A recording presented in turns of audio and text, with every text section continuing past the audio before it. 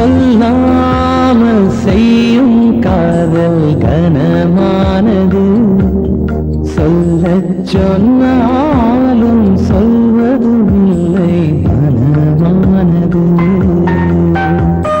சொல்லும் சொல்லை தேடி தேடி யுகம் போனது, இந்த சோகம்தானே காதலிலே சுகமானது.